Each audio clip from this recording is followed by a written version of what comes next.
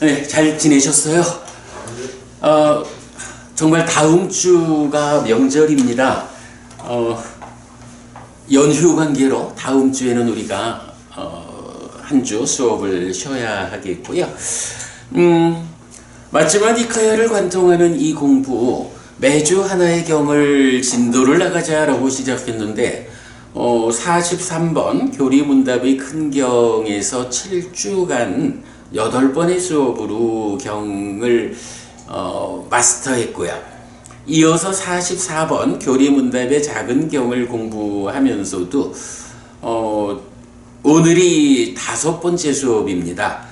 제가 지금 이렇게 수업 일정을 보니까 한 번은 더 수업을 해야 될 것 같아요. 그래서 6번 수업으로 교리문답의 작은 경까지를 마무리할 수 있을 것 같고요. 그리고 나면 그 다음부터는 매주 하나씩 진도 나가는데 크게 어려움이 없을 거로 보이고요. 자, 오늘 교리문답의 작은 경 5번째 수업 시작하겠습니다. 지난주하고 지지난주 두 번의 시간에 우리가 박진영 부부님, 우리 지난주, 지지난주 두 번 수업의 주제가 뭐였나요? 주제에 뭔지 잘 모르겠네, 제가. 박희 부부님, 주제가 뭐였죠? 그렇구나. 상수멸. 예, 상수멸을 이제 우리가 지난주에 보았고, 그 전주에는 상수를 보았죠. 그러니까 세 가지 행에서 신행, 부행, 심행이 있다. 심행은 상수다. 이럴 때 이제 그동안 전통적인 해석은 심행이 심의 작용이 상수다. 이렇게 해석되어 있지만, 이제 우리가 그 부분을 경의 의도를 경으로서 해석하니까 어떻게 됐나요? 상과 수가 심을 형성하는 작용이다 라고 해서 심이라는 찢다, 이 마음이 어떻게 생겨나는 것인가 라는 그 부분을 설명하는, 말하자면 불교 교리의 중심 중의 중심, 이 마음이 어떻게 생겨나는 것일까, 그 부분을 정의해주는 하나뿐인 부처님의 정의다. 근데 이 부분을 심행은 상수라는 데서 우리가 해석을 한 거죠. 그래서 내입처와 외입처를 연하여 식이 생겨나면, 요거 1차 인식이죠. 식이 생겨나면 이제 삼사와 촉을 통해서 함께 생겨나는 수를 상의 참여 가운데에 식이 인식하는 거죠. 식이 수를 상과 더불어 인식해서 무명과 탐과 진이 생겨나는, 그래서 식이 탐으로 몸집을 부풀렸을 때 심이라고 부른다. 그래서 식이 상과 수의 과정을 통해서 심을 만드는, 요것을 표현하는 것이 심행은 상수다. 이래 된 거죠. 자, 이렇게 상수라는 의미를 이제 우리가 이해하게 되면 결국은 중생들의 삶이라는 것이 이런 식이 상과 수의 과정으로 심을 만드는 이 과정에서 이 상이라고 하는 것이 어떤 질적 수준으로 참여하는 것일까? 이 상이, 사실은 상이 잠재되는 과정, 그 과정에서 전도되어 있는 거죠, 중생들한테. 그 전도의 정도가 강하면 강할수록 낮은 질의 상이 되어가지고 그런 상이 수를 인식하는 데에 참여를 하면 어때요? 거기서 강한 탐진치, 강한 무명의 강한 탐과진, 강한 가래가 생겨나가지고 강한 집착의 과정을 통해가지고 아주 낮은 수준의 삶을 이끌잖아요. 그렇게 살다가 죽으면 지옥 가는 거죠. 그래서 이제 이렇게 상과 수의 과정에 의해서 심이 생겨나는 것이다 라는 요 관점을 우리가 바르게, 그러니까 그동안 전통적인 해석 배제하고 경에 의해서 바르게 이해를 하고 나면 이제부터 어떤 일이 필요해져요?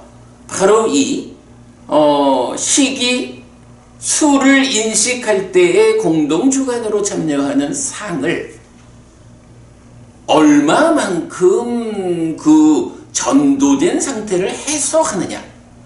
전도된 상태가 해소되어 가는 만큼, 즉 그 전도의 정도가 옅어지면 옅어질수록 그런 상이 참여해가지고 생겨나는 무명과 탐진이 옅어지는 거죠. 그렇게 옅어진 탐으로 몸집을 부풀린 심은 어때요? 그만큼 심이 오염이 줄어들고 그만큼 청정해지는 거죠. 그래가지고 이러한 상의 전도의 상태가 차츰차츰 향상돼가지고 완전히 그 전도가 해소되면 이제 전도되지 않은 상이 되는 거죠. 그 상태가 무상고 무와 부정의 상이죠. 그래 되면 바로 그 부분을 표현하는 것이 소멸이란 말이고, 소멸의 의미가 무엇냐? 번뇌의 부서짐. 여기서 번뇌라는 것은 이 상이 전도되어 있는 상태를 번뇌라고 부르는 거죠. 그래서 번뇌의 부서짐에 의해서 무명이 버려지고 명이 생겨나는 요거를 부르는 용어가 소멸이죠. 그러면 당연히 무명 위에서 탐과 진이 생겨나는 이런 상태가 무명이 버려지고 명이 생겨나면 탐과 진도 버려져서 무탐 무진이 되는 거죠. 그래서 무탐 무진 무치라고 하는 요 상태를 부르는 용어가 무위, 이렇게 되는 거죠. 그래서 결국은 이제 이런 상과 수에 의해서 심이 생겨난다 라는 이 관점 하나를 바로 잡아 놓으면 이제 수행이라는 것이 그 의미를 드러내죠. 어떻게 상의 전도 정도를 줄여 나갈 것인가? 완전히 줄여가지고 전도되지 않은 상태를 만들 것인가? 자, 그래서 이제 지난주에 제가 그 디가니카야 9번 뽀따바다경을 교재만 나눠드리고 우리 읽어보지는 못했죠. 그런데 그 뽀따바다경에서 그 부분 주제가 뭐였나요? 어떻게 상이 점진적으로 욕계 중생의 욕상이라는 상태에서 초선을 성취하면은 욕상이 버려지고 초선의 상이 생겨나는 거죠. 그러면 이 초선의 상이라는 것이 초선을 성취해서 머무는 가운데 얼마만큼 초선 상태의 완성에 이르느냐 하면 초선 상태의 상의 끝에 도달하는 거죠. 그러면 그 상태에서 이제 초선보다 더 향상된 상태인 제2선으로 올라가죠. 마찬가지 과정으로 제2선을 성취해 머무는 가운데에서 제2선 수준의 상이 그 상의 꼭대기에 가면 역시 제2선의 상이 소멸하면서 제3선으로 올라가고, 요런 과정을 거쳐가지고 초선, 제2선, 제3선, 제4선, 공무변처, 식무변처, 무소유처라고 하는 이 7단계를 점진적으로 각각의 단계마다의 단계적인 상이 소멸하고 높아지고, 요렇게 개별적인 상의 끝이 있고, 그런가 하면 이렇게 해가지고 쭉 올라가가지고 무소유처를 성취하는 거야. 그러면 무소유처라는 그 상태에서 끝까지 올라가면 이것은 포괄적으로 상의 끝에 닿는 거죠. 요런 이제 점진적인 상의 향상, 그리고 상의 소멸, 요렇게 이제 표현이 되죠. 뭐 비상비비상처는 우리가 조금 다르게 이제 경에서 표현을 하니까. 근데 이렇게 단계적으로 어떤 레벨의 상을 내가 지금 가지고 있느냐? 나는 욕상을 가진 자로 머무는 것인가? 아니면 쭉 향상돼 가지고 무소유처의 상을 가진 자로 머무는 것인가? 이렇게 상의 레벨을 따라서 점진적으로 상이 향상된다라는 그 말 그대로가 삶이 향상되는 거죠.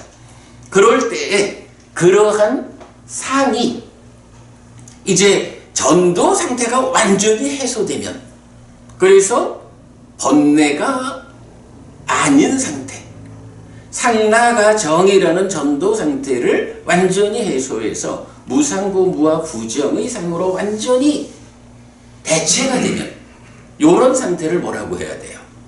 요게 상의 멸이죠. 상의 멸. 그러면 상이 멸했다라고 하면 이제 우리가 메커니즘적으로 말할 때 결국은 이렇게 내입처 외입처에서 생겨나는 식이 3, 4와 촉해가지고 생겨나는 수를 상의 참여 가운데에 2차 인식해가지고 이런 과정을 가는데, 이 가운데에 상이 소멸했다. 상이 더 이상 번뇌 상태로 있지 않는, 번뇌가 부서진 상태가 되면 그것 때문에 무명이 버려지고 명이 생겨나는, 그래서 가래가 소멸하는 요런 해탈된 상태가 만들어지는데, 요런 해탈된 상태가 어떻게 되나요? 그대로 이제 가래가, 그러니까 애멸, 가래의 소멸 상태로 행위가 직접 연결되면서 그 행위의 중간에서 욕탐이라는 상태, 찬다, 관심이라는 것이 인식으로 되돌려와서 1차 인식의 공동주관으로 참여를 하죠. 그러면 사실은 이제 우리가 1차 인식, 내입처와 외입처를 연하여 식이 생긴다라고 할 때, 상이 전도되어 있다, 번뇌 상태로 되어 있다라고 할 때는 그 연장선상에서 관심이 탐과 함께하는 욕탐, 찬다, 라가 상태로 1차 인식의 공동주관으로 오니까 내입처도 붙잡아서 자기화하고 외입처도 붙잡아서 자기화하고, 내입처가 외입처를 비열히 자극하는데 외입처는 욕탐에 붙잡혀가지고 니밋다, 상의 상태가 되어 있고, 그런 가운데에 이중으로 왜곡된 식이 생겨나고 3, 4와 합족해서 그런 무명의 조건 지어진 수 느낌이 생겨나고 이런 과정이잖아. 그런데 이런 과정에서 이제 상의 전도됨이 완전히 해소가 됐다. 상이 소멸했다.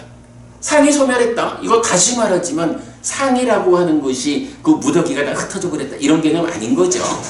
이 상 경향이 차츰차츰 향상해가지고 이제 더 이상 무상고 무아 부지, 상나가 정이라는 전도 상태를 넘어서서 전도되지 않은 상태로 전환이 된 요게 상의 멸이라고요. 그럼 이렇게 상이 멸했을 때 명과 무탐부진해서 애멸이 되어가지고 애멸 상태의 행위 과정에서 1차 인식의 공동주관으로 오면 그 상태에서는 어때요? 이제 내입처도 자기화되지 않고 외입처도 자기화되지 않아.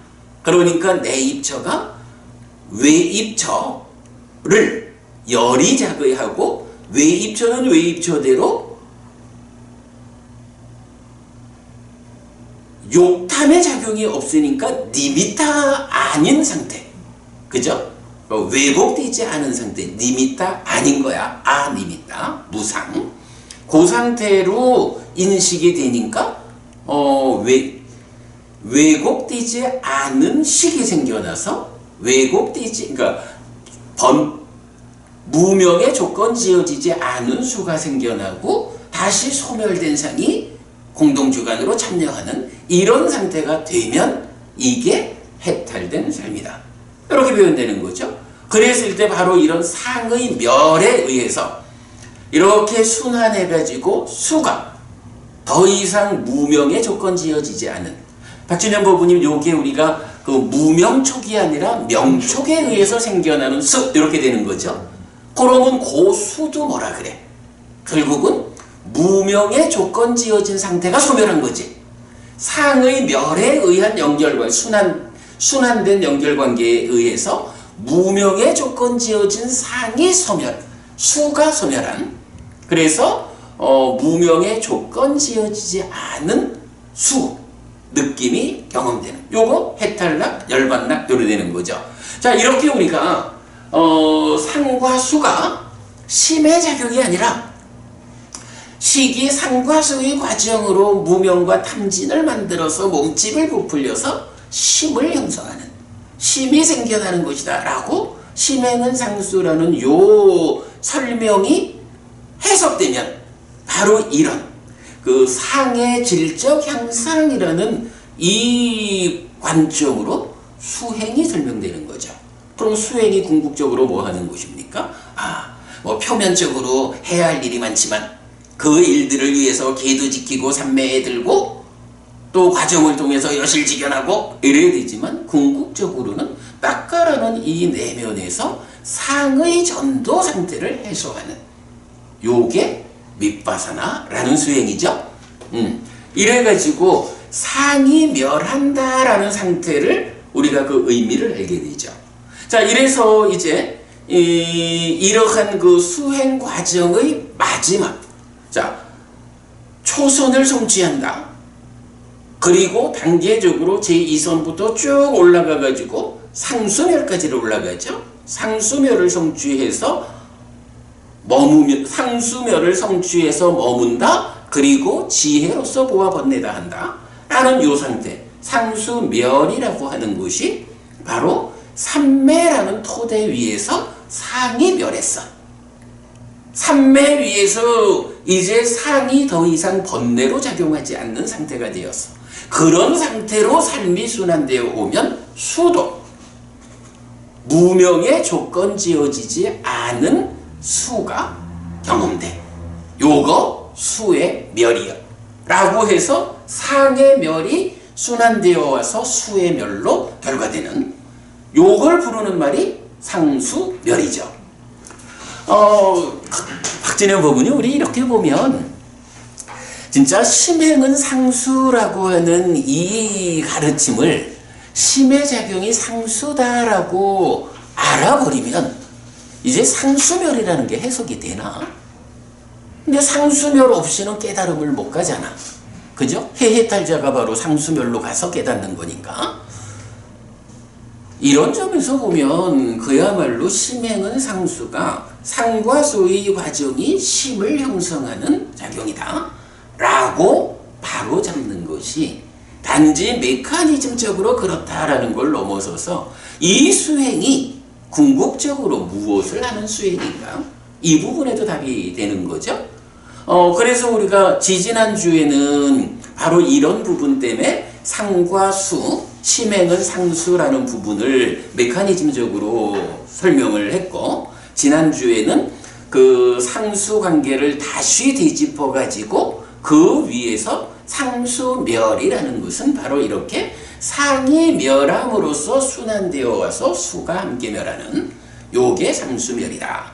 다만 이 상수멸은 아직은 수행자의 과정이야. 그래서 삼매라는 토대 위에서 멸하는 거기 때문에 상수멸 자체는 삼매라는 그 상황 위에서는 해탈된 삶이지만 이게 깨달음의 상태냐? 하면 그러지는 않은 거죠. 이제 아라한의 삶, 깨달은 자인 아라한의 삶은 삼매 위에서 사라지는 삶이 아니라고. 아라한도 그대로 일상의 삶을 사는데 일상의 삶의 가운데에서 상이 소멸한 분이야. 일상의 삶 가운데에 상이 전도되지 않은 상태로 삶에 참여를 하는 거야. 그래서 상수멸은 아직까지 깨달은 자를 말하는 건 아니죠. 그렇기 때문에 깨달음의 마지막 과정이 뭐냐 하면 상수멸이 아니라, 이것도 사실 중요한 개념이에요. 상수멸이 깨달은 게 아니라 상수멸을 성취해서 머물면서 지혜로서 보아 번뇌다 한다. 요거죠. 지혜로서 보아 번뇌다 하는 그 번뇌가 다 해야 이제 삼매라고 하는 토대가 없어도 일상의 삶에서도 번뇌라는 게 있어야, 상의 전도 상태가 있어야 그것 때문에 탐진치가 생겨나는데 이제 그게 완전히 해소됐어. 그래서 깨달은 상태는 상수멸이 아니라 상수멸을 성취해서 머무는 가운데 지혜로서 보아 번뇌 다한, 그래서 번뇌 없음의 상태, 이것이 깨달음이고 아라한이죠. 요런 부분을 우리가 뭐 지난주에 충분히 본 걸로, 사실 뽀따빠다경 그 주제를 나눠드리고 설명을 못 드렸는데 그냥 뭐 경 읽어보시면 뭐 충분히 제가 지금 말씀드리는 이런 단계적인 상의 질적 행상, 예, 그렇게 보면 되겠고요. 자, 교재를 좀 더 보겠습니다.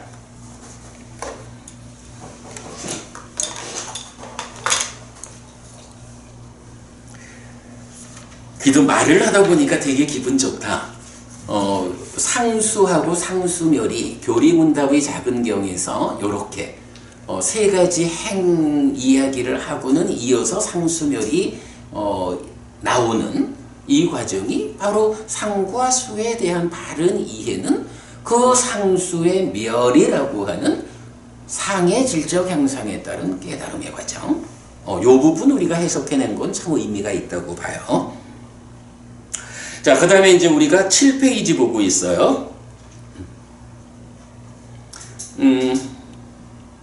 7페이지 보면 도반위삭하여 들숨도 날숨도 몸에 속하는 것들이고 그 법들은 몸이 의존하는 것들입니다. 그래서 들숨도 날숨도 신행입니다.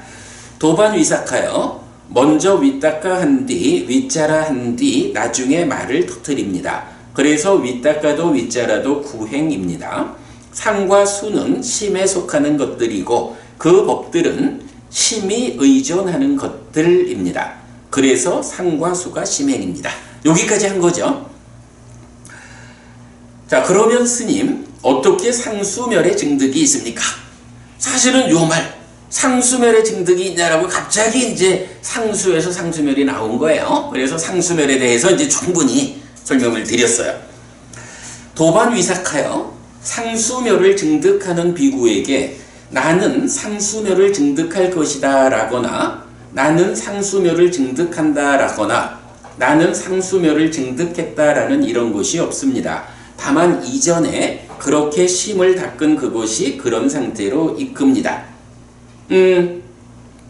어떻게 상수멸을 증득합니까? 상수멸을 성취합니까? 이렇게 물으니까 상수멸을 증득하는 비구한테 자, 수행의 과정에서 나는 지금부터 상수멸을 증득한다. 증득하러 갈 거요? 뭐 이런 어떤 의도가 작용하지 않는다는 거죠. 그냥 삼매를 닦는 과정, 삼매를 닦는 이 과정에서 사마타 윗바사나의 경지가 받쳐주면, 그래서 우리가 늘 말하는 거지만 까마부경이죠. 까마부경 2번. 상수멸은 어떤 법들에 큰 도움을 받습니까? 할 때 사마타 윗바사나 이렇게 말하죠. 그래서 이거는 이런 단계적으로 상을 소멸시켜가는 이 수행의 과정에서 그 수행이 어느 만큼 왔을까라는 그 경지, 그 힘에 의해서 상수멸로 들어가게 되는 거지, 내가 지금부터 상수멸을 성취할 것이다, 요렇게 의도적으로 접근하는 거 아니다, 요런 의미죠. 그래서 다만 이전에 그렇게 심을 닦은 그것이 그런 상태로 이끕니다. 심을 닦은, 심이라는 게 상과 수에 의해서 생겨나는 거니까 심을 닦는다는 것은 심을 생겨나게 하는 상과 수의 제어, 이거는 수는 결과인 거니까 상을 제어하는, 그렇게 상을 제어하는 이 수행의 과정에서 얼마만큼 상이 제어되었느냐 하는 것에 의해서 상수멸에 들어가지는 것이다, 이런 의미입니다. 그러면 스님, 상수멸을 증득하는 비구에게 어떤 법들이 첫 번째로 소멸합니까? 신행입니까? 또는 구행입니까? 또는 심행입니까? 도반위삭하여 상수멸을 증득하는 비구에게 구행이 첫 번째로 소멸합니다. 그로부터 신행이, 그로부터 심행이 소멸합니다. 박진영 법부님, 이 순서는 왜 나오는 거죠? 왜 순서가, 아니 신행, 구행, 심행이 있으면 뭐 신구, 심 이런 순서도 아니고 부행이 먼저 나오고 신행이 두 번째로 나오고 마지막으로 심행이 나오거든. 이런 순서는 왜 이렇게 나오는 거죠? 잘 모르겠네요. 우리가 지난번 제가 교재 드릴 때, 요 차제멸경 드린 거 있어요. 같이 한번 보겠습니다. 이게 먼저 우리가 계속 그 구차제주 해서 공부하는 주제죠. 자, 안구 따라니까요. 아홉의 모음의 31번 차제멸경입니다. 아누뿌빠 니로다 숫당. 비구들이요, 이런 9가지 차례로 소멸함 구차제멸이 있다. 무엇이 9인가? 초선을 증득한 자에게 욕상이 소멸된 상태가 있다. 제2선을 증득한 자에게 윗다가와 윗자라가 소멸된 상태가 있다. 제3선을 증득한 자에게 희열이 소멸된 상태가 있다. 제4선을 증득한 자에게 들숨날숨이 소멸된 상태가 있다. 공무변처를 증득한 자에게 색상이 소멸된 상태가 있다. 식무변처를 증득한 자에게 공무변처의 상이 소멸된 상태가 있다. 무소유처를 증득한 자에게 식무변처의 상이 소멸된 상태가 있다. 비상비비상처를 증득한 자에게 무소유처의 상이 소멸된 상태가 있다. 상수멸을 증득한 자에게 상과 수가 소멸된 상태가 있다. 비구들이여, 이러한 9가지 차례로 소멸함이 있다 라고 했어요. 우리가 아는 거지만 초선을 성취하면 욕계라고 하는 욕상의 지배를 받는 이 상태가 일단 사실은 좀 표면적으로 소유와 관련한 거를 해결하고 초선에 들으면 초선을 성취에 머무는 가운데 그 내면에 잠재된 욕상이 해소되는 이런 과정을 거치는 거죠. 제2선을 성취에 머물 때는 초선의 상태, 초선의 특징을 극복하고 제2선에 올라서 제2선을 성취에 머무는 그 과정에서 초선의 성질의 잠재된 거, 요거를 해소하는 이런 과정으로 올라가는 거잖아요. 자, 그럴 때 우리가 다 잘 아는 거야. 초선은 뭐냐 하면 소유의 삶을 벗어나는 거야. 불선법을 벗어나는 거야. 그래서 떨침이라는 개념이 나오잖아요. 이 소유, 불선법을 떨쳐내고 초선에 들잖아. 그러니까 초선은 어떤 개념으로 대표됩니까? 라고 하면 욕계, 소유적인 삶을 떨쳐낸 거야. 그 개념이 있고. 제2선은 어떻게 말하나요? 초선은 이렇게 그 소유를 떨쳐낸 상태에서 윗다가 윗자라의 아주 순일한 상태가 있죠. 제2선은 뭐야? 그 윗다가 윗자라마저도 가라앉힌 거에서 제2선을 특징으로 말할 때는 윗다가 윗자라가 가라앉은 요거란 말이야. 그러니까 윗다가 윗자라를 넘어선 이렇게 정의가 되죠. 제3선은 어떻게 되나요? 이제 제2선 이후는 모두 윗다가 윗자라 가라앉은 거니까 이제 느낌이라는 측면에서 그 형상을 말하죠. 그래서 제2선은 삼매에서 생긴 희화락인데 초선은 떨침에서 생긴 희화락이죠. 제2선 삼매에서 생긴 희화락인데 제3선으로 가면 그 희라는 것, 희열이라는 건 가라앉고 오직 행복만 있죠. 그러니까 제3선은 희열이라고 하는 이런 요소가 제거된 거야. 이렇게 각각 특성이 있죠.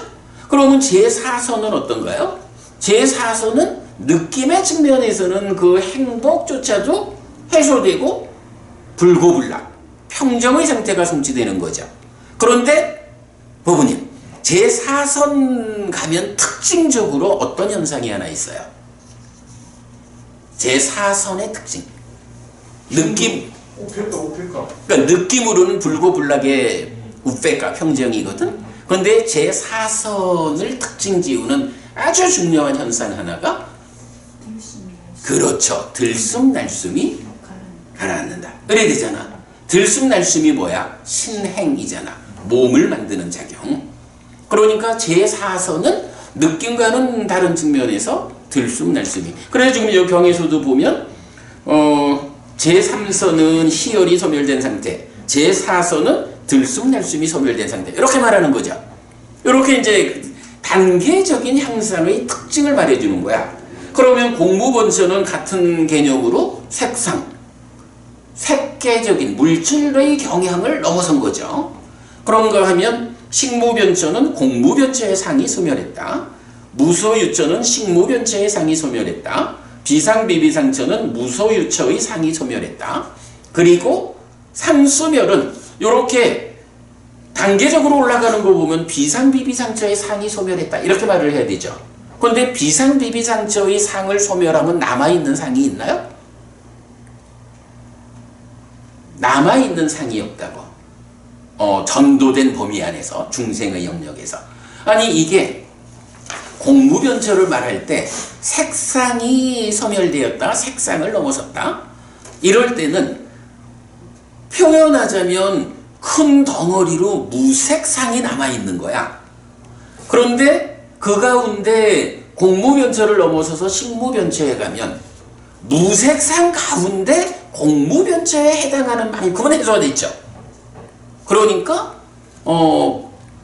식무변처를 특정할 때는 무색상이 소멸했다라고 말할 수는 없다고. 그러니까 공무변처의 상이 소멸했다. 무소유처로 가면 이제 식무변처에 해당하는 만큼의 상도 해소가 된 거죠. 비상비비상처에 들어가면 무소유처만큼의 상도 해소가 된 거야. 그러면 이제 비상비비상처를 넘어서 상수멸에 가면 이런 식의 표현으로는 비상비비상처의 상이 해소된 거지. 그런데 비상비비상처는 중생세상의 끝이잖아. 중생세상이라는 게 상이 전도된 영역이잖아.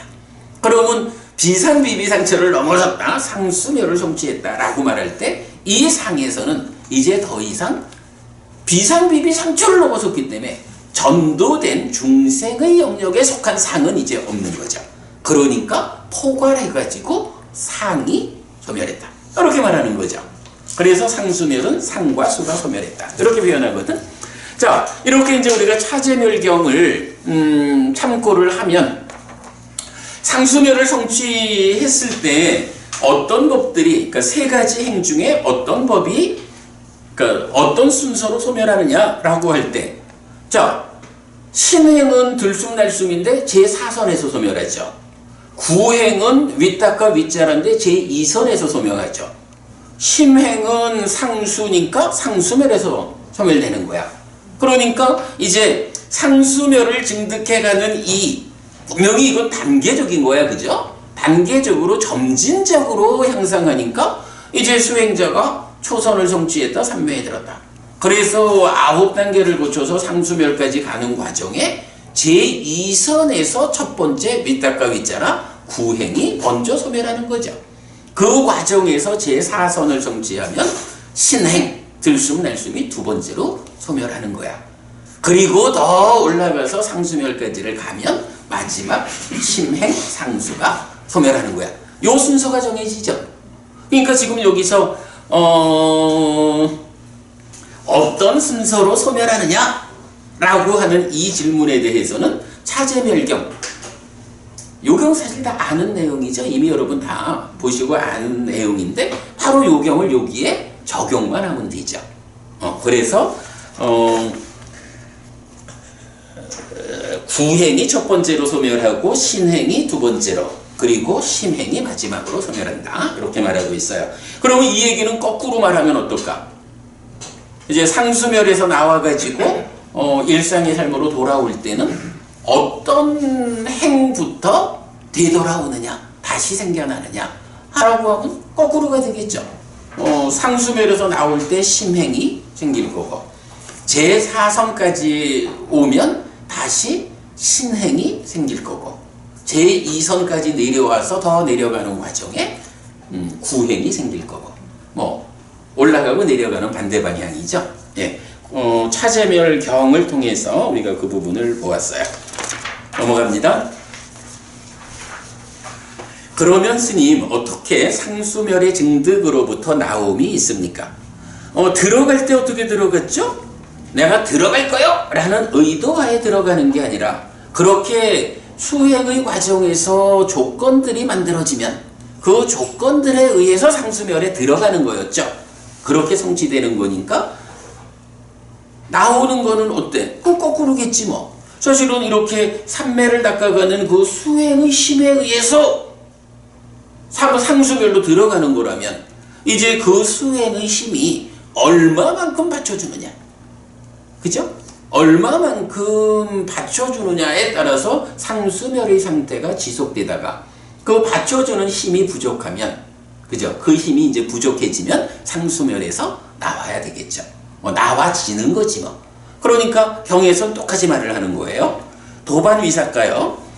상수멸의 증득에서 나오는 비구에게 나는 상수멸의 증득에서 나올 것이다 라거나 나는 상수멸의 증득에서 나온다 라거나 나는 상수멸의 증득에서 나왔다라는 이런 것이 없습니다. 뭐 이런 생각이 없습니다. 다만 이전에 그렇게 심을 닦은 그것이 그런 상태로 이끕니다. 이전에 수행한 이 삼매의 힘에 의해서 이끌려 들어갔다가 그 힘이 소진되면 다시 이끌려 나오는, 이렇게 말해주고 있죠. 네, 그렇게 보았고요. 요거 먼저 제가 밑에다가 43번경에서 무상심해탈의 유지라고 할 때는 뿌페자 아비 상카로 해서 이전의 준비, 이렇게 이제 메모를 해놨는데, 이제 그건 뭐냐 하면 이제 지금 이 경에서는 이전에 그렇게 심을 닦은 그것이 그런 상태로 이끈다, 이렇게 표현을 하고 있잖아. 근데 사실은 맥락은 동일한 의미를 43번경에서는 상수멸이라고 안 하고 무상심해탈로 표현하면서 이전의 준비된 만큼 유지된다, 이렇게 표현한 거죠. 같은 얘기죠. 네, 그렇게 참고하고요. 그러면 스님, 상수멸의 증득에서 나오는 비구에게 어떤 법들이 첫 번째로 일어납니까? 신행입니까? 또는 구행입니까? 또는 심행입니까? 도반위사카요. 상수멸의 증득에서 나오는 비구에게 심행이 첫 번째로 일어납니다. 그로부터 신행이, 그로부터 구행이 일어납니다. 뭐 설명된 거죠. 그러면 스님, 상수멸의 증득에서 나온 비구에게 몇 가지의 촉들이 닿습니까? 이제 상수멸을 증득했다가 이제 상수가 멸하지 않은 상태로 나오는 거야. 중생의 삶으로 사실은 돌아오는 거죠. 삼매가 조금 이제 낮아지는 거야. 그럴 때 도반위사카요, 상수멸의 증득에서 나온 비구에게 세 가지의 촉들이 닿습니다. 공의 촉, 무상의 촉, 지향없음의 촉. 요건 무슨 의미죠? 공, 무상, 지향없음. 자, 요거는 그냥 우리가 쉽게 개념을 보죠. 인식이 있고 행위가 있다고. 그러면 행위가 참다, 관심에 의해서 인식으로 전달되고, 인식은 딱가 안에서 가공되어 가지고 행위로 전달되죠. 자, 이럴 때 상수멸이 성취되었다라고 하는 것은 여기서 상이 멸한 상태란 말이야.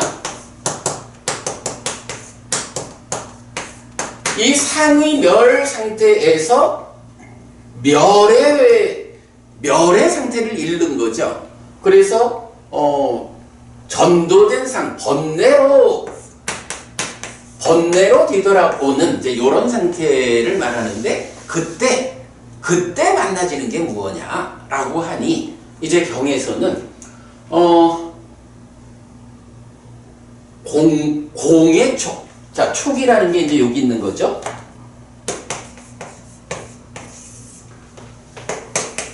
공의 촉. 뭐죠 또?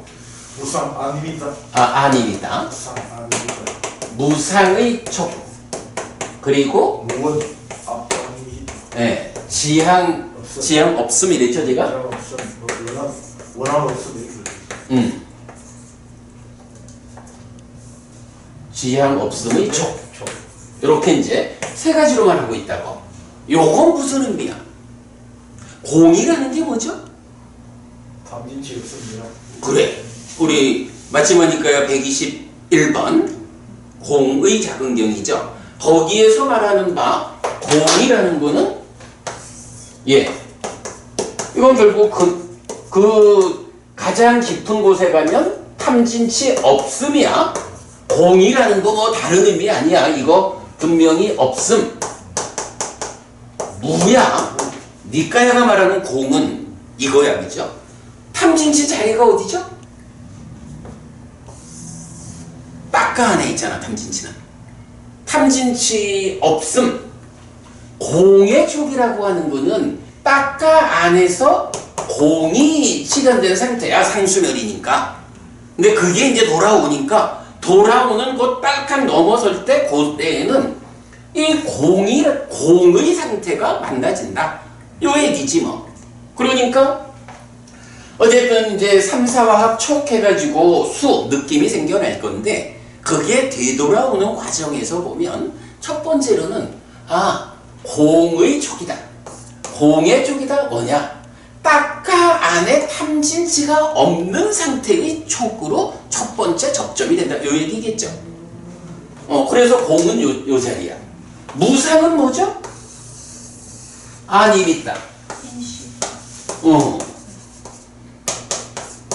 바로 인식 이 자리에서 내입처, 외입처인데 이 외입처에 욕탐이 작용했을 때 뭐가 돼요?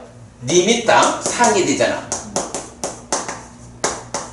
그런데 지금 상수멸을 성취한 상태에서 나오는 그 접점의 순간은 아직까지 욕탐이 아닌 상태로 오는 거죠. 달리 말하면 딱가 안에 탐진치가 없는 상태가 순환해가지고 외입처 상태에 작용을 한 거죠. 그러니까 요때는 아직은 니미따가 아닌 상태예요. 무상. 그러니까 이런 니미따 아닌 상태로 3, 4화합 촉하는 게 무상의 촉. 이렇게 되는 거겠죠. 그러면 지향 없음. 그래 뭐 무원. 이건 뭐야? 지향 없음. 그래. 행위가 딱가에서 나와가지고 여기가 어떻게 되나요? 이 과정을 말하자면 윗딱가 그래 윗딱가 윗자라에서 그래 의도 기대 지향 해서 사유로 이래 넘어가는 거잖아. 이렇게 행위가 진행되는데 지향이 없다라는 건 뭐야?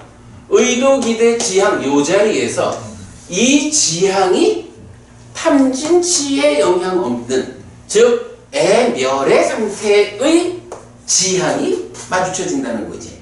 그러면 이 지향이라는 게 탐진치에 영향을 받는 상태다 하면 이게 이렇게 돌아와 가지고 촉이 결국은 지향이 함께한 촉, 탐진치에 영향을 받는 촉 이럴 텐데 공한 상태에서 지향이 아니지 이렇게 되겠지. 지향 없음. 지향 없다라는 건 삶의 과정이 없다는 게 아니죠. 번뇌의 그러니까 탐진치에 영향 안 받는 지향 요 얘기죠. 그래서 이 자리에 행위가 또한 탐진치 없음의 상태로 와서 탐사합 촉하니까 요런 이야기죠. 뭐 이렇게 사실은 굉장히 어려운 얘기 같지만 메커니즘에서 우리가 그 의미를 살펴보면 그 정확하게 나타났죠. 자, 그래서 상수멸의 증득에서 나온 비구에게 세 가지의 촉들이 닿습니다. 공의 촉, 무상의 촉, 지향 없음의 촉. 이렇게 딱가 인식 행위 요 자리를 이제 이건 이제 막 상수멸에서 나오는 거니까 나오는 그 순간에 맞닥뜨려지는 상태 딱가 안에 탐진치 없음의 상태로 일단 시작해서 그때부터 이제 되돌아오는 거니까 조금씩 생겨나겠죠. 이렇게 표현되고 있어요. 요 세 가지 보았고요. 그러면 스님, 상수멸의 증득에서 나온 비구에게 심은 무엇으로 굽어 있고 무엇으로 경사져 있고 무엇으로 이끌립니까? 도반위사가요. 상수멸의 증득에서 나온 비구에게 심은 떨침으로 굽어 있고 떨침으로 경사져 있고 떨침으로 이끌립니다. 요건 어떻게 보나요? 우리가 떨침이라는 거를 43번경에서 보았죠. 일반적으로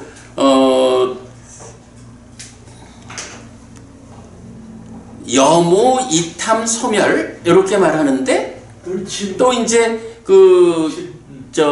보리분법을 설명하는 이 45번 아니까 그러니까 상류다니까야 제5권 대품에서 그 보리분법에 속한 모든 경들이 어떤 표현을 해요? 떨침의 그러니까 떨침의 과정이고 이탐의 과정이고 소멸의 과정이고 쉼으로 기결되는 이래 말해서 떨침이라는 것이 이탐 소멸 앞부분이라고. 근데 요 이탐 소멸 앞에 보통 뭐가 있냐 하면 여모 이탐 소멸이 있다고. 그런데 이 떨침이라는 게 또 어디에 나타났어요? 초선에서 나타났잖아. 그게 43번경에서 우리가 봤지? 그래서 떨침이라는 이 개념은 폭넓다. 초선을 성취할 때 이미 소유를 떨쳐내는 여기로부터 떨침의 개념이 시작돼 가지고 이제 딱가 안에서 여모까지 즉 이탐의 앞부분 이 폭넓은 부분이 떨침이라는 넓은 의미다. 이렇게 보았잖아. 그러니까 이제 상수멸에서 나오면 상수멸 그 상태가 탐진치가 없는 상태인데 이제 그러니까 이탐 소멸의 상태인데 이제 나와가지고 돌아오는 과정이니까 그러면 이탐과 소멸의 상태 위에서 뭐부터 생기느냐라고 하니 기뻐하고 드러내고 묶여 머무는 이 과정부터 시작이 되겠죠. 자, 그럴 때 이제 거기에 비해서 아니 왜 이렇게 화면이 껌뻑껌뻑하나? 그러니까 이제 그 부분으로 보면 우선 이렇게 맞닥뜨리는 거는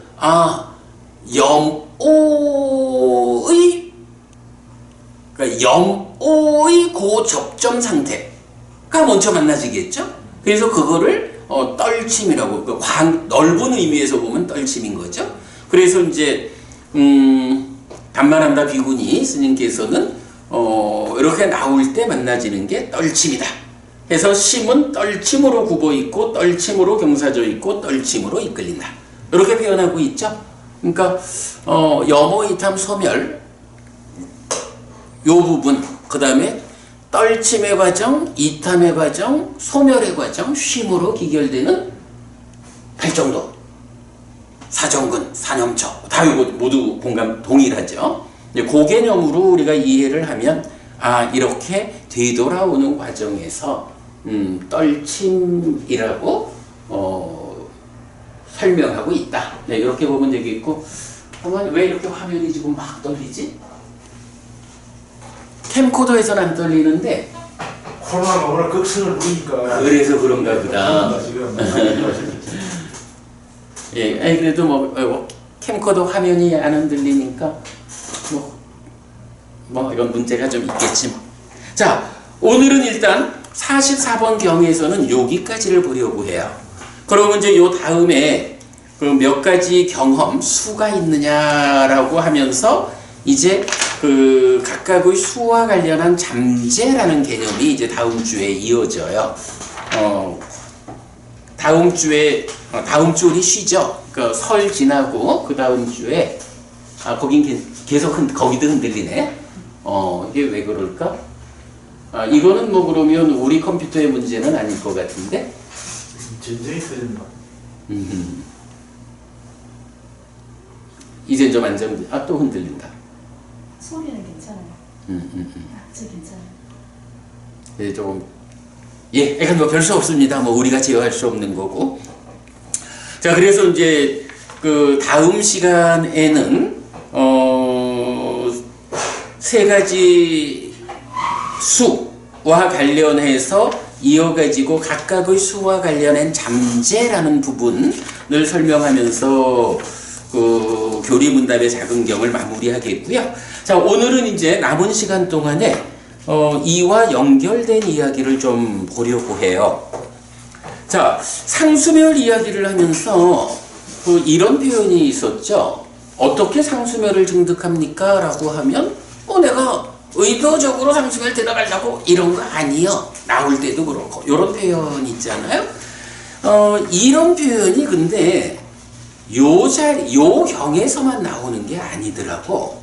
가만 보니까 이렇게 그 상수멸에 들어갈 때에 들어가려고 해서 들어가는 게 아니고 나오려고 해서 나오는 게 아니고 이제 요런 그 상수멸에 적용되는 이야기가 어떤 데서 보면 상수멸뿐만 아니라 초선에서부터 그런 표현을 하는 경들이 있어요. 그게 어떤 경이냐 하면 이제 부처님의 두 분 상수지자가 있잖아요. 사리푸타 존자와 마하모칼라나 존자. 그래서 이제 니카야에 보면 28번 상류다가 사리푸타 상류다야. 그리고 40번 상류다가 모칼라나 상류다거든요. 그 중에 사리푸타 상류다의 경들이 요 부분을 말해줘. 그래서 우선 그 사리푸타 상류다를 간단히 좀 살펴볼 거고, 그런데 이제 뭐 이참에 우리가 조금 연결된 공부를 하자면 사리푸타 존자를 주제로 하는 상류다가 있다면 마하모칼라나 존자를 주제로 하는 상류다, 이게 뭔가 또 좀 대응 관계가 있을 것 같아. 그래서 그 두 개를 같이 좀 살펴보니까 뭐 크게는 이 주제하고는 좀 다르지만 아주 우리가 특별히 좀 주목할 그런 주제가 또 좀 발견이 돼요. 그래서 자, 오늘 제가 그 두 개의 교재를 드렸죠. 먼저 28번 상류다 1번 떨침에서 생기는 것경하고, 그 다음에 40번 상류다 1번 초선 질문경 두 개를 드렸는데 28번 상류다가 사리푸타 상류다예요. 네, 그 교재부터 보겠습니다.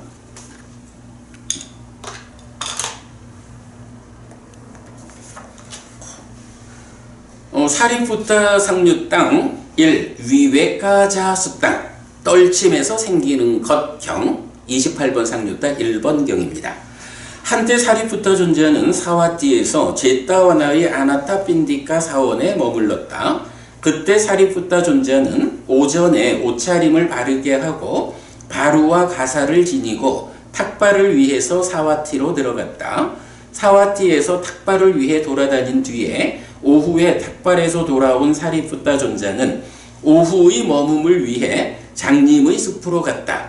장림의 숲에 들어간 뒤에 낮 동안의 머금을 위해 어떤 나무 밑에 앉았다. 저녁에 홀로 머금에서 나온 사리푸타 존자는 제타와나의 아나타핀디카 사원으로 왔다. 아난다 존자가 멀리서 오고 있는 사리푸타 존자를 보았다. 보고서 사리푸타 존자에게 이렇게 말했다. 도반 사리푸타여, 그대의 기능들은 아주 밝습니다. 얼굴빛은 깨끗하고 맑습니다. 사리푸타 존자는 오늘 어떤 머금으로 머무셨습니까? 라고. 여기 도반이여, 나는 소유의 삶에서 벗어나고 불선법들에서 벗어나서 윗닦아가 있고 윗자라가 있고 떨침에서 생긴 기쁨과 즐거움의 초선을 성취하여 머뭅니다. 자, 초선이에요. 도반이여, 그런 나에게 나는 초선을 성취한다 라거나 나는 초선을 성취했다 라거나 나는 초선에서 나왔다 라는 생각이 들지 않습니다. 요거 어때요? 우리가 지금 보았지만 상수멸을 증득하고 나오는 그 과정 같은 맥락이죠. 이렇게 보면 이게 상수멸 얘기뿐만 아니라 초선에도 같은 개념이 적용되네? 이렇게 볼 수가 있는 거야. 자, 그래가지고 이제 사리푸타 존자가 이렇게 의도하지 않지만 이라고 이제 말씀을 했죠. 그랬더니 이제 아난다 존자가 다시 말을 해요. 오랫동안 나를 만들고 나의 것을 만드는 자기화의 잠재 성향들은 사리푸타 존자에게서 그렇게 잘 뿌리 뽑혔습니다. 그래서 사리푸타 존자에게 나는 초선을 성취한다 라거나 나는 초선을 성취했다 라거나 나는 초선에서 나왔다 라는 생각이 들지 않습니다. 요 얘기는 뭐예요? 사리푸타 존자가 뭐 그렇게 나는 그 의도하지 않은 채로 그렇게 들고 나가고 한다 라고 말하니까 이제 아난다 존자가 토를 달기를 그거는요 사리푸타 존자께서 자기화가 완전히 뿌리 뽑힌 분이잖아요. 자기화가 뿌리 뽑혔다라는 건 뭐죠? 아라한이다 이 얘기죠.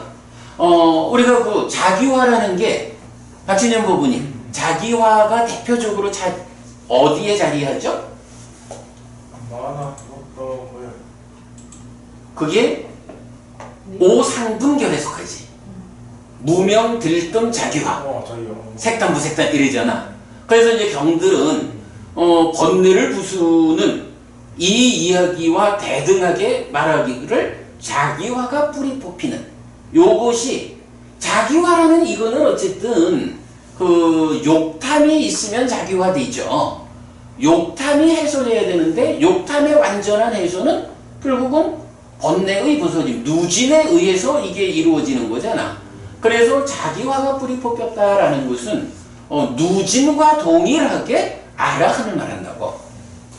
그러면 이제 여기서 아난다 존자가 사리푸타 존자가 나는 그래 라고 말을 하는데 토를 달기를 그거는요 사리푸타 존자님 그러니까 사리푸타 존자님 상수 제자님께서 자기화가 뿌리 뽑혔잖아요. 아라한 되셨잖아요. 그러니까 스님이 아라한이시기 때문에 초선에 들고 나고 하는데 의도가 없이 그렇게 자연스러운 거지요. 요렇게 대답을 한다고 봐야 되죠. 그런데 그럼 이제 여기서 사리푸타 존자가 이렇게 성취한다거나 성취했다거나 나왔다라는 생각 없이 초선, 제2선 이래 하는 것이 사리푸타 존자가 아라한이기 때문에 그렇다는 걸까요? 아니면 모든 수행자가 다 초선을 성취하고 성취해 있다가 나오는데 그런 거요? 이렇게 봐야 할까요? 아라한이라서. 그렇게 보는 게 좀 실리겠죠. 그러면 이제 그 부분을 우리가 어디서 볼 수 있냐 하면 자, 박진영 부부님 우리 사리푸타 존자의 깨달음 과정을 말하는 경이 맞지만일까요? 111번. 우리는 순서대로 경이라고 번역을 했죠. 화면이 많이 나쁘네. 그런데 이 순서대로 경이 뭐냐 하면 사리푸타 존자가 순서대로 법의 윗바사나 하는 거란 말이야.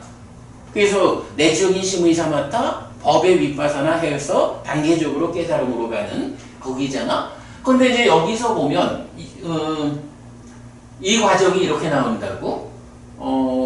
초선을 성취해서 머문 상태에서 초선에서 드러나는 법들을 관찰하는 법의 윗바사나를 하죠. 그래서 그 법들에 대해 접근하지 않고 떠나지 않고 의지하지 않고 묶이지 않고 해방되고 족쇄를 벗고 제한되지 않은 식으로 머문다. 초선만큼 해탈한 거죠.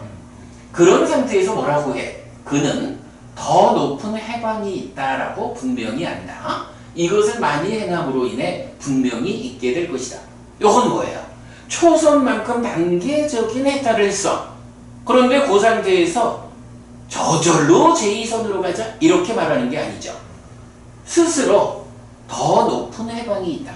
초선만큼에서 드러나는 법의 윗바사나에서 여실직연에서 초선만큼 여모이땀에 따라가지고 초선만큼 해탈했다 열반, 초선만큼 단계에 지어진 열반, 단계에 지어진 깨달음 요런 상태에서 이게 완성이 아니다. 더 높은 해방이 있다. 라고 해서 이제 의도적으로 제2선으로 올라가는 과정이라고 우리가 설명을 해야 되죠. 그러면 이것을 많이 행함으로 인해 분명히 있게 될 것이다 라고 해서 내적인 심의 사마타로 올라가는, 이렇게 우리가 이해를 하잖아. 그러니까 사리푸타 존자도 그 보름간의 깨달음 이전, 깨닫기 위해서 소요된 보름간의 과정에서는 지금 이경에서 말하듯이 아무 생각 없이 저절로 들어가서 머물다 나오는 이게 아니라 초선을 성취한 상태에서 그만큼 성과를 내고는 더 높은 해방을 찾아서 올라가는, 이거는 이제 의도적으로 올라가는 거죠. 이렇게 보면 방금 우리가 한 질문, 사리푸타 존재의 이런 상황이, 이런 머문과 관련한 설명이 모든 수행자가 다 초선이 그렇다라는 게 아니고, 그래 박혜보 본인 그 말씀하신 거죠. 자기화가 뿌리 뽑힌 아라한이기 때문에, 사리푸타 존재님 당신이 아라한이기 때문에 당신의 몸이 그러합니다 라고 아난다 존자가 말하는, 이렇게 이해를 해야 맞겠죠. 예, 그래서 제 생각에도 답은 아라한이기 때문에 그렇다, 이렇게 봐야 할 것 같아요. 그러나 어쨌든 하여간 상수멸의 성취를 말하는 그 표현이 이제 사리푸타 상류따에서 그대로 사용되고 있다, 이렇게 연결을 보았어요. 자, 그리고 나면 이제 동일한 이야기가 똑같이 물어요. 도반사리푸타여, 그대의 기능들은 아주 밝습니다. 얼굴빛은 깨끗하고 맑습니다. 사리푸타 존자는 오늘 어떤 머무므로 머무셨습니까? 라고 물으면 제2선에 대해서 동일하게 말하면 아난다 존자가 동일하게 자기화가 뿌리 뽑혀서 그렇습니다 라고 동일한 이야기가 이제 반복이 되는 거야. 그래서 3번 기쁨경, 4번 평정경, 요거 우리 차제멸경에서 보던 그런 순서죠. 그리고 5번 공무변처경, 6번 식무변처경, 7번 무소유처경, 8번 비상비비상처경까지 동일하게 반복이 돼요. 그러면 이제 6페이지 와서 9번 멸해증득경까지를 오죠. 자, 동일한 동일한 형태로 반복되다가 9번 멸해증득경입니다. 사와티에서 설해짐, 아난다 존자가 멀리서 오고 있는 사리푸타 존자를 보았다. 보고서 사리푸타 존자에게 이렇게 말했다. 도반 사리푸타여, 그대의 기능들은 아주 밝습니다. 얼굴빛은 깨끗하고 맑습니다. 사리푸타 존자는 오늘 어떤 머무므로 머무셨습니까? 라고. 여기 도반이여, 나는 비상비비상처를 완전히 초월하고 상수멸을 성취하여 머뭅니다. 도반이여, 그런 나에게 나는 상수멸을 성취한다 라거나 나는 상수멸을 성취했다 라거나 나는 상수멸에서 나왔다 라는 생각이 들지 않습니다. 오랫동안 나를 만들고 나의 것을 만드는 자기화의 잠재 성향들은 사리푸타 존자에게서 그렇게 잘 뿌리 뽑혔습니다. 그래서 사리푸타 존자에게 나는 상수멸을 성취한다 라거나 나는 상수멸을 성취했다 라거나 나는 상수멸에서 나왔다라는 생각이 들지 않습니다. 상수멸의 증득과 나옴, 이 측면 말고 아라한인 사리푸타 존자의 머뭅은 구차제주 9단계의 단계적인 머뭅이 이렇게 설명된다. 어제 우리가 같은 맥락에서 이렇게 보면 되겠죠? 이게 이제 28번 상류따의 10번은 수찌묶기경이라고 해서 어떻게 밥 먹는 거냐? 삿된 생활로 밥을 먹지 않는다. 먼저 이런 주제인데 시간 관계상 생략합니다. 여러분 읽어보시고요. 자, 그러면 이제 28번 상류따 10개의 경을 오늘 마쳤습니다. 자, 이어가지고 이제 두 번째 교재 40번 상류따입니다. 목갈라나 상류따. 그래서 1번 빠타마 자나 빤하 숫당에서 초선 질문경 이렇게 되어 있어요. 한때 마하모칼라나 존자가 사와티에서 띄어쓰기를 했네.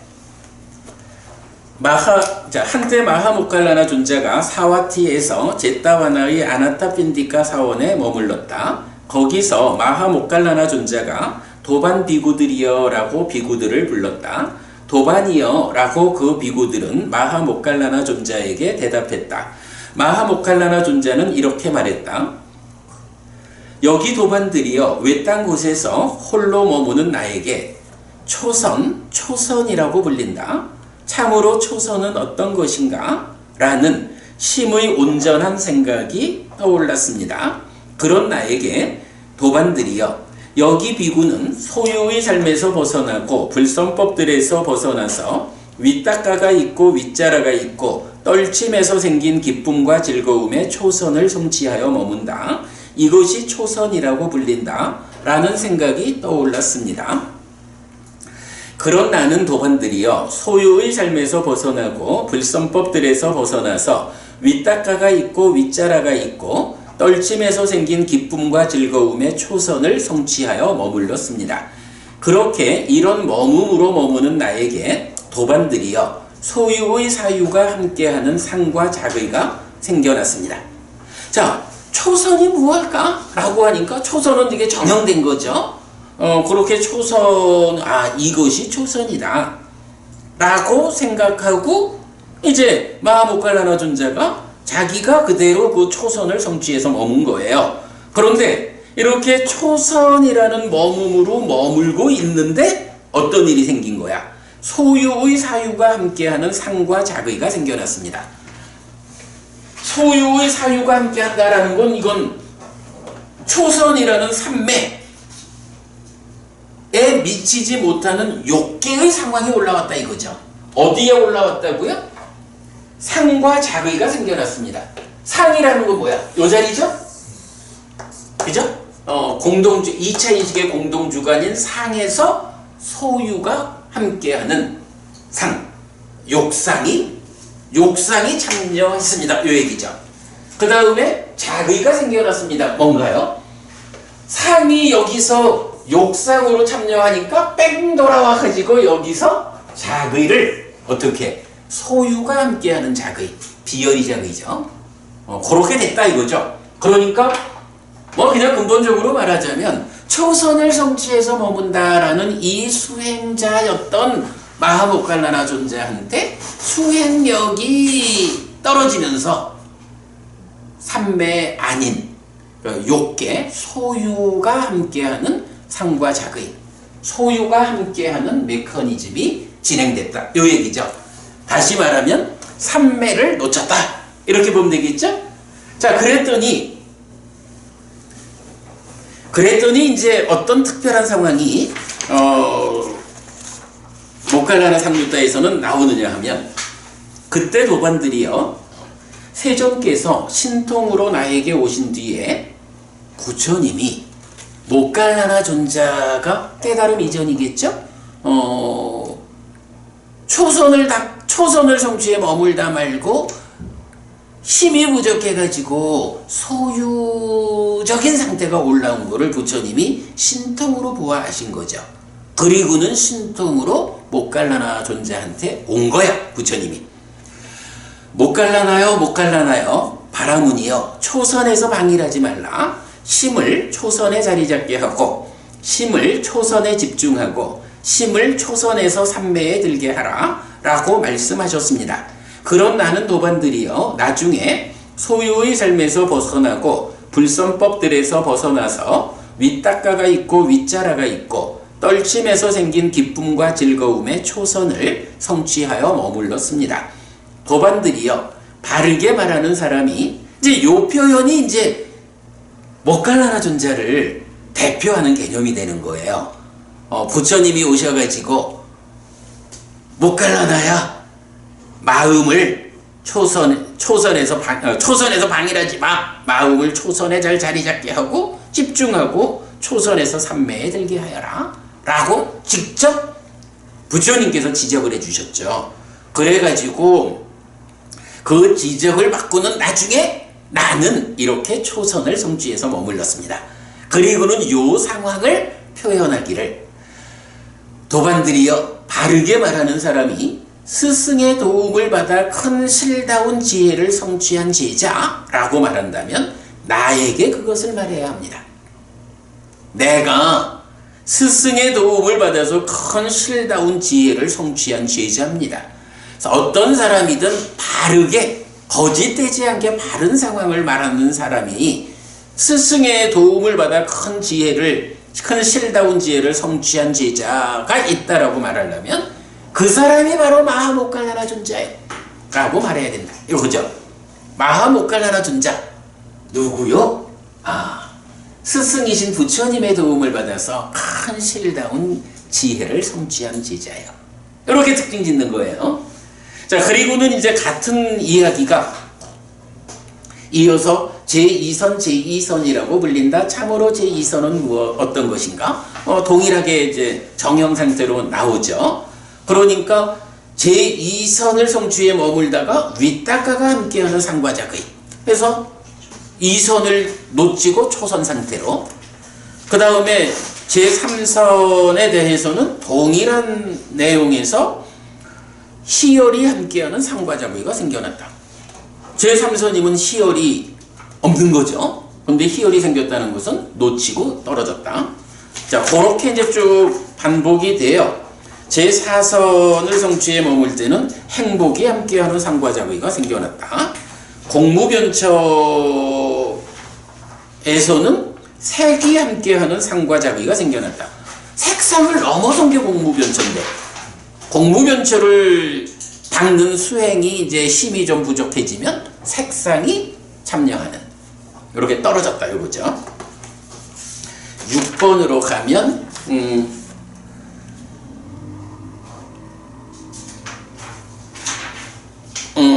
식무변처를 성취에 머물 때는 공무변처가 함께하는 상과자의가 생겨났다. 7번으로 가면 무소유처를 성취해서 머무는 가운데에 식무변처가 함께하는 상과자의가 생겨났다. 그 다음에 8번 비상비비상처 질문경에서는 비상비비상처를 성취해서 머무는데 무소유처가 함께하는 상과자의가 생겨났다. 하여간 이렇게 한 단계씩 아래로 떨어져야 하는 상황. 그때마다 부처님이 오셔가지고 방해를 하지 마라. 그 자리에서 방해를 하지 말고 힘을 거기에 집중하라. 이렇게 이제 부처님이 도움을 주셨죠. 자, 그리고 이제 9페이지로 오면 그 9번 무상 질문경이에요. 무상. 여기서 무상이 뭐죠? 요거죠. 아닙니다. 그러니까 사리푸타 상류타에서는 9번째가 상수별로 나타나는데 모칼라나 상류타에서는 비상비비상처 이후 9번째가 아니미타로 나타나는 거예요. 그래서 아니미타 째또 사마디 무상심삼매 이렇게 나타나요. 요거 뭐 우리가 그간 공부한 바로는 상수멸하고 같은 개념으로 보면 되죠. 니미타가 없다라는 건 상이 멸한 거니까. 자, 그래서 무상심삼매를 성취해서 머무는데 한 단계 아래에 있는 상, 니미타를 따르는 상. 떨어진 거죠. 예. 그렇게 해서 이제 9번까지 해서 무상심삼매로 뭐 동일한 개념으로 상수멸까지를 9단계로 설명하고 있어요. 자, 그리고 나서 사실은 제가 사리푸타 상류타를 소개하면 모칼라나 상류타는 거의 같은 의미다. 이렇게 이제 설명해도 될 텐데 제가 굳이 모칼라나 상류타를 이렇게 또 인쇄를 해서 설명드리는 이유는 시간이 10분 남았네. 서둘러야겠다. 그 10번째 경, 사카경에서 우리가 좀 특별하게 보아야 하는 한 가지 주제가 발견이 됐어요. 자, 이 무슨 얘기냐 하면 사실은 요 10번 사카경은 경을 번역해 보니까 사카경만 20페이지짜리야. 사실은 이제 어떤 상황을 계속 반복하면서 20페이지야. 그래서 제가 이제 우리 홈페이지에는 40번 상류타 10번 경 해서 이제 그 번역해서 올려놓고 첨부해 놨거든요. 한글 문서. 근데 지금은 그 내용만 요약해서 말씀드리도록 하겠습니다. 자, 사가경. 마하모칼라나 존자가 사라져 33천을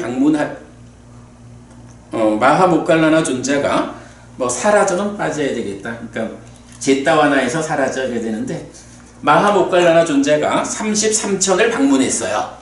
33천, 욕계의 두 번째 하늘이죠. 그래서 신들의 왕 사카와 신들의 무리에게 법을 설하고 마하모칼라나 존자가 그 33천의 신들의 왕 사카와 그 무리들한테 법을 설한다고. 그러면 신들의 왕 사카가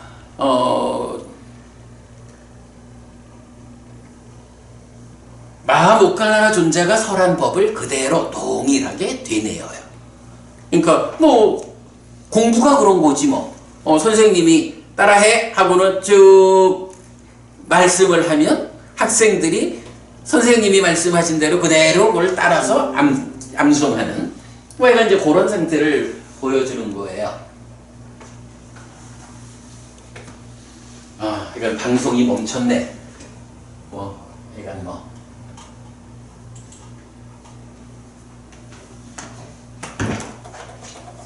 하여간 좀 문제가 있는가 본데 동영상으로 편집해 올리기로 하고. 자, 그래야 그런 상황인데 여기서 이제 이게 경이 길어지는 게 이 그러니까 신들의 왕 사카가 신들의 무리와 함께 마하모칼라나 존자, 그러니까 33천을 방문했으니까 아이고 손님 오셨군요 하고 이제 찾아오는 거야. 그런데 처음에는 500명의 신들의 무리와 함께 오는데 그 다음에 600무리, 700, 800, 8만의 무리와 함께 이렇게 이제 반복이 돼요. 그래서 늘어나는 경우로 반복되는데 이제 여기서 마하모칼라나 존자가 이 33천의 신들한테 설하는 법이 이제 4가지로 요약이 돼요. 그래서 첫 번째 설법은 삼기의야 이렇게 표현을 해요. 의지처인 부처님에게로 가는 것은 좋은 일이요. 그래서 의지처인 부처님에게로 가는 것을 원인으로 몸이 무너져 죽은 뒤 좋은 것 하늘 세상에 태어납니다. 마하모칼라나 존자가 이렇게 법을 설하면 신들의 왕 사카가 동일하게 되뇌는 이런 과정으로 이제 반복되거든요. 그래서 이런 첫 번째 설법은 삼기의가 좋은 일이어서 그것을 원인으로 몸이 무너져 죽은 뒤 좋은 것 하늘 세상에 태어난다 라는 거고요. 두 번째 설법은 이제 예류의 사요소가 있죠. 불법승 삼보에 대한 확실한 믿음과 성자들이 동의하는 계를 갖추는 거, 이렇게 그 예류의 사요소가 있어요. 불법승에 대한 확실한 믿음과 성자들이 동의하는 계를 갖추는 것은 같은 개념이야. 좋은 일이어서 몸이 무너져 죽은 뒤 그것을 원인으로 좋은 것 하늘 세상에 태어난다. 그러니까 하여간 좋은 게 2가지가 있어서 그걸 원인으로 몸이 무너져 죽은 뒤에 하늘에 태어납니다 라고 2가지를 알려주는데 그게 의지처인 부처님에게로 가고 의지처인 가르침에게로 가고 의지처인 성자들에게로 가는 삼귀의는 좋은 것이어서 이것을 원인으로 몸이 무너져 죽은 뒤 하늘에 태어납니다. 요게 1번. 2번은 이제 예류의 사요소여서 이티피소 바가와 아라항 이렇게 그 부처님 열의 구덕을 함께 말하면서 이렇게 부처님에 대한 확실한 믿음을 갖추는 거, 가르침에 대해서 성자들에 대해서 그리고 계에 대해서 이렇게 말하고 그것이 좋은 것이어서 그것을 원인으로 하늘에 태어난다 이렇게 말하는 거야. 자, 그런가 하면 이제 설법 3번은 삼기의에 대한 내용이 반복이 돼. 불법승회로 가는 거 좋아서 하늘에 태어난다. 그런데 하늘에 태어난 그가 어떤 삶을 사느냐라고 말할 때 하늘의 수명, 하늘의 용모, 하늘의 행복, 하늘의 명성, 하늘의 힘, 그리고 하늘의 색성향 미적, 요렇게 10가지의 경우에서 다른 신들을 능가한다. 다른 신들을 능가한다는 건 뭐냐 하면 하늘에 태어나는데 그 하늘에 태어나는 사람들이 모두 불교 신자들만 하늘에 태어나는 건 아니라고. 그런데 하늘에 태어난 신들 가운데 불교 신자여서 삼기의의 힘으로, 삼기의를 원인으로 태어난 신들, 또는 이런 예리의 사요소를 갖춘 힘으로 하늘에 태어난 신들, 이런 신들이 다른 방법으로, 그러니까 다른 과정에 의해서 하늘에 태어난 다른 신들에 비해서 이런 10가지 측면에서 이런 부분 우리가 잘 아는 거죠. 하늘의 수명, 용모, 행복, 명성, 힘, 그리고 색성향, 미적, 이런 10가지 법에서 다른 신들을 능가해. 불교 신자들이 바른 신행을 통해서 하늘에 태어나면 하늘 사람들 간의 삶에서도 더 나은 삶을 산다, 이런 거죠. 설법사는 마찬가지 예리의 사요소가 좋은 거라서 하늘에 태어나는데, 그렇게 하늘에 태어난 사람들은 이 10가지 측면에서 다른 신들을 능가해, 이렇게 말하는 거야. 요렇게 그 4가지, 따지면 사실은 2가지죠. 삼기의와 예리의 사요소, 이 2가지, 이것에 대해서 그게 좋은 거기 때문에 그렇게 살면 그것을 원인으로 하늘에 태어나는데, 그렇게 하늘에 태어나면 부처님 제자가 아닌 다른 사람들이 하늘에 태어났다 라고 하는 그 신들에 비해서 10가지 측면에서 그들을 능가해 훨씬 훌륭해, 이렇게 말하는 거예요. 요게 이제 하여간 20페이지 안에 반복되어 가지고 나와. 자, 그러면 이제 요게 10번 경이 끝나고요. 그 다음에 이제 11번 경이 짠다나경이거든. 자, 짠다나경 보면 그때 신의 아들 짠다나 또는 난다나가라고 나오는데, 요 난다나 이러면은 이제 33천에 사는 신을 말하는 거야. 그리고 이어서 신의 아들 수야마가 이랬는데, 수야마라는 것은 33천 위에가 어떤 하늘이죠? 야마천이지. 야마천에 있는 신들 가운데 으뜸인자, 이런 식으로 수야마라는 신의 아들의 이름, 이렇게 나타나거든요. 그리고 그 다음에 신의 아들 산뚜시따. 산뚜시따는 어디야? 산뚜따 해가지고 도솔천이 있죠. 도솔천의 신들 가운데 또 으뜸인 신의 아들 해가지고 산뚜시따가 나오고, 그 다음에 신의 아들 수님미따. 님미나라띠에서 화락천이 나오죠. 화락천의 신들 가운데 또 으뜸인 신의 아들 이름이 수님미따야.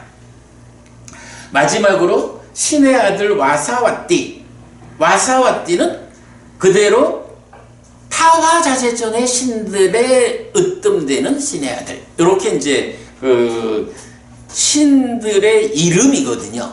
근데 이게 그럼 내용이 어떻게 되냐 하면 10번 경에서는 신들의 왕 사카를, 그러니까 마하모칼라나 존자가 33천을 방문해가지고 그 33천에 으뜸되는 자인 신들의 왕 사카하고 법을 설하고 하는 내용이죠. 그런가 하면 이제 이어가지고 11번 경들은 그 33천을 한 번 반복하고는 어디를 방문했다는 거야? 야마천, 도솔천, 화락천, 타화자재천, 이렇게 방문했다는 거죠. 그러니까 4대 원천 빼놓고 요계의 5하늘을 방문한 이야기인 거야. 자, 그러면 이제 그러면서 제일 밑에 뭐라고 돼 있냐 하면 사가경처럼 이 5가지의 반복을 펼쳐야 한다. 동일한 내용이에요. 여기서 이제 제가 한 가지 주목하는 거는, 그러면 이 10번, 11번 경은 무슨 얘기를 해주는 거야? 마하모칼라나라고 하는 상수제자인 아라한이 욕계의 6하늘을 방문해서 무엇을 했어? 신들을 대상으로 법을 설했죠. 신들을 대상으로 어떤 법을 설했나요? 말하자면 우리들한테 설하는 법과 동일한 법을 설했죠. 삼기의가 좋은 거고 그걸 원인으로 하늘에 태어난다. 예리의 사요소가 좋은 거고 그걸 원인으로 하늘에 태어난다. 이렇게 6개의 뭐 사대왕정 빼고 5 하늘을 방문해 가지고 그 신들한테 이런 이야기를 하신 거야. 그러면 박진영 법부님, 이제 우리 결정적으로 하나 보자. 그 신들을 방문해 가지고 법을 설하는 이야기가 어떤 경우에 알려져 있죠? 부처님도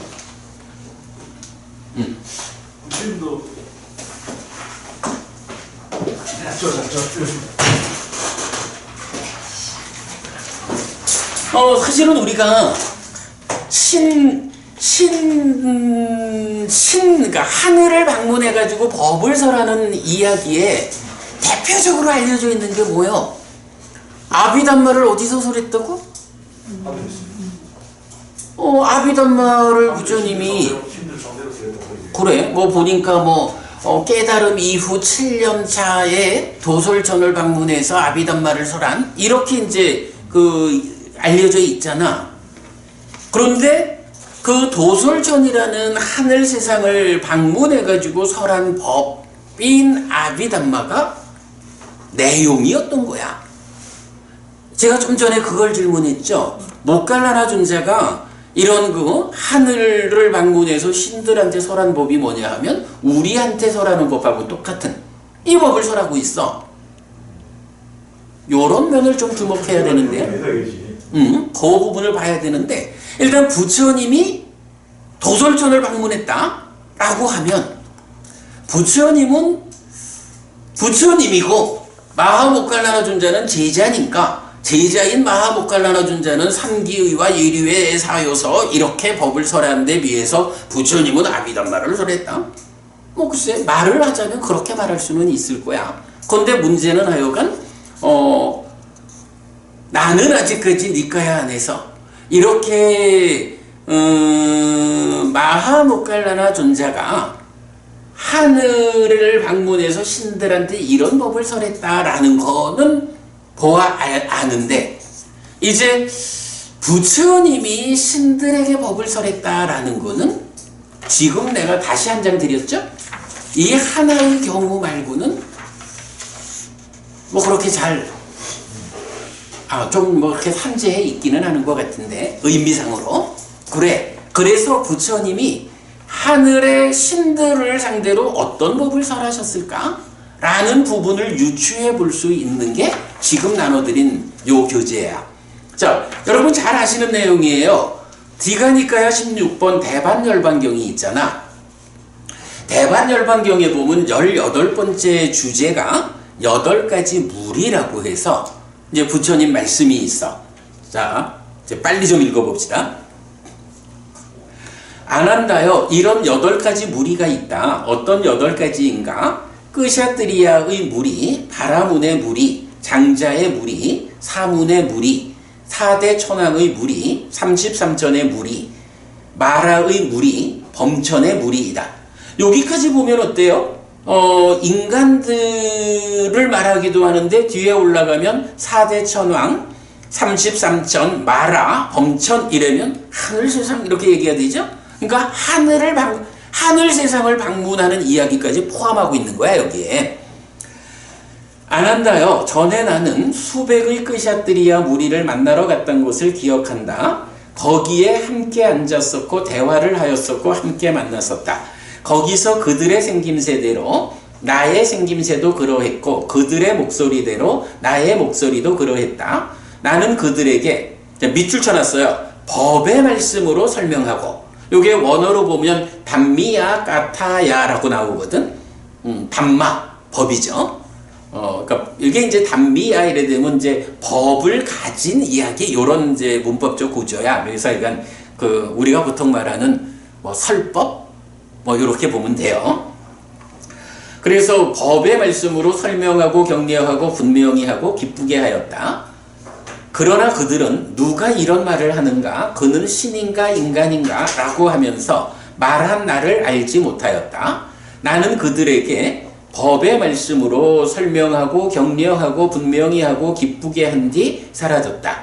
그러나 그들은 누가 여기서 사라졌는가? 그는 신인가 인간인가? 라고 하면서 사라진 나를 알지 못하였다. 하고는 그게 동일하게 8무리의 반복이 돼요. 자, 그래서 안 한다요. 이런 8가지 무리가 있다. 라고 해서 부처님이 인간으로부터 신들을 대상으로 법을 설한 이야기가 8무리로 해서 여기에 나와 있어요. 그런데 그러면 이제 여기서 부처님이 어떤 법을 설했느냐라는 것은 구체적으로 나오진 않죠. 그냥 담미야 까타야 라고 해서 말하자면 법을 가진 이야기를 했다. 법을 가진 이러니까 이거 설법을 하신 거야. 그래서 법의 말씀 이래 돼 있는데 이 담미야 까타야 요거를 목적격으로 바꾸면 담민까탕 이래 되는데 법의 말씀이라는 요 말이 니까야에 제법 좀 나타나요. 특히 이게 율장에는 많이 나타나더라고. 그런데 그 중에 이제 우리가 궁금한 건 뭐냐 하면 법의 말씀을 하셨다라는 건데 법의 말씀이 뭐냐? 그러니까 법의 이야기, 법의 말씀? 무슨 얘기를 했다는 걸까? 이제 이게 필요하잖아. 이 주제로 나타나는 경들을 살펴보면 주로 이제 대반열반경에서도 직접 답을 주는데 법의 말씀을 설했다라는 그 말이 무엇다라고 나타나. 자, 그거 밑에 제가 별표하고 적어드렸어요. 참으로 거기서 세종께서는 라자가하에서 독수리봉산에 머물면서 많은 비구에게 법의 말씀을 설했다.